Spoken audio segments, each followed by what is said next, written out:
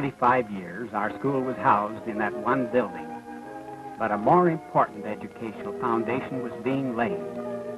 From the first year, significant educational patterns were established. In the first published catalog, the aim of the school was clearly stated.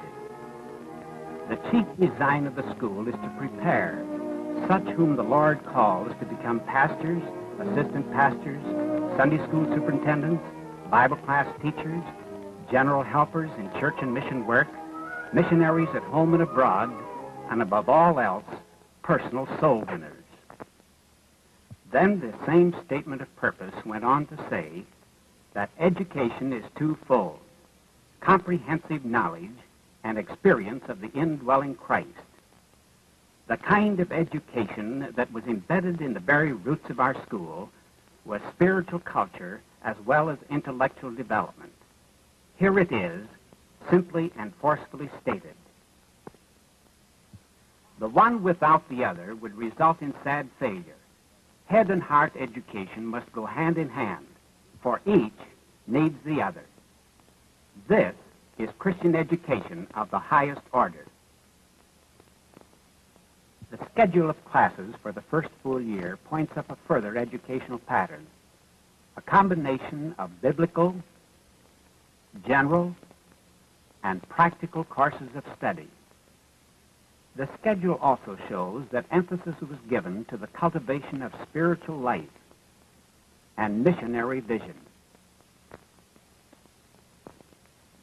Practical experience in Christian service was likewise emphasized.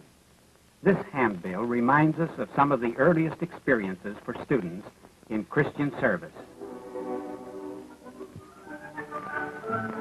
It was expected, too, that students would respect the rights of others and acquire the art of self-discipline. And so a set of regulations was set up. One rule, at least, would be considered very drastic 50 years later.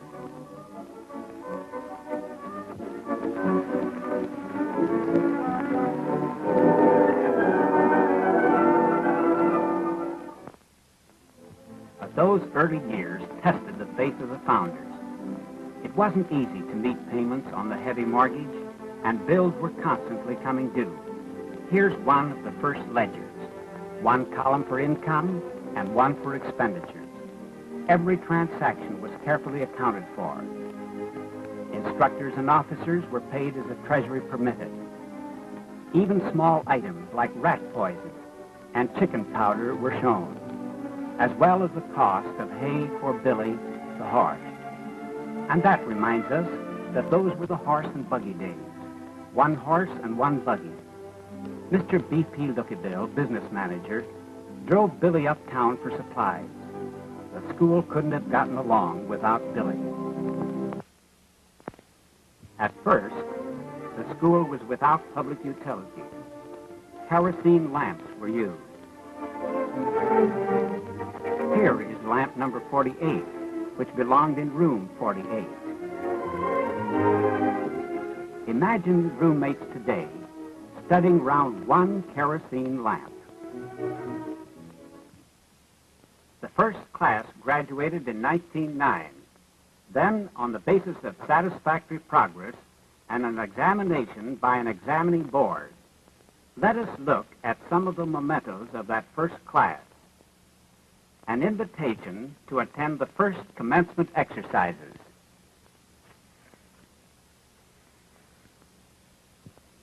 And a diploma, 4 times the size of those given today. A program listed the 16 graduates, several of whom presented essays. These and later graduates sat under the teaching of such godly instructors as D.Y. Schultz, J.D. Williams, Harlan P. Welton, C.W. Awyer, J.E. Ramsire, J.H. Allen, H.C. Thiessen, T. Pliny Potts, Mrs. Awyer, C.A. Gerber, Louise Bloom, and later B.F. Leichner, Jacob Heigemal, and Byron G. Smith. It is interesting to note that the early class schedules were flexible enough to permit visiting instructors to supplement the lectures of the regular faculty. Among the visiting lectors were such men as Reverend Lewis Meyer, Dr. A.C. Gabeline, Reverend A.E. Thompson, Reverend Charles Blanchard, Reverend Max Wertheimer, and Reverend H.P. Welton. Both regular and visiting instructors made a lasting contribution with their spiritual ministry and mature Christian character. During those formative years, the curriculum became better organized. Actually, courses were not graded until 1913. The 1914-15 catalog showed a first and second year of courses to be taken successfully.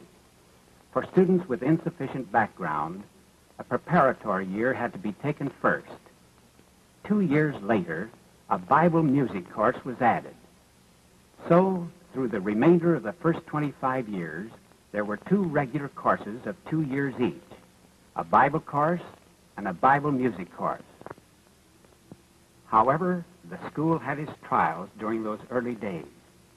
Some again urged paying off the mortgage by selling the west half of the campus.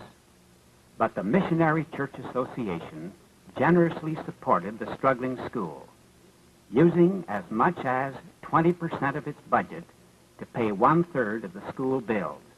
But eventually, the mortgage was paid off. But the one building was eventually taxed to capacity.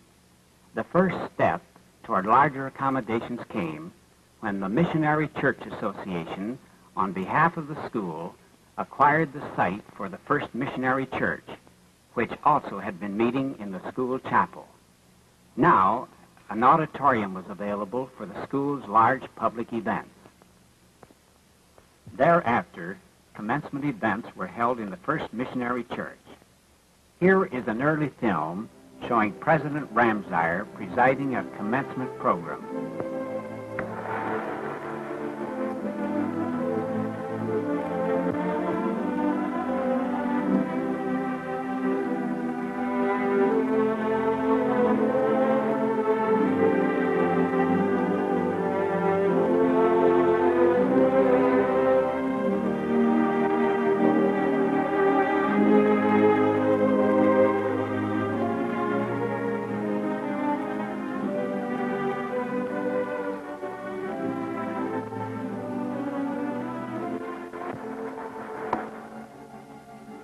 That surely brings back memories for many of us, doesn't it? During those years, the school served as a training center for many scores of young people. The expanding ranks of the Missionary Church Association at home and abroad were filled with recruits from among the 352 graduates of the first quarter century. And so during this period, the roots became deeply embedded in God's eternal grace and truth. The foundation was laid for a strong program of Christian education.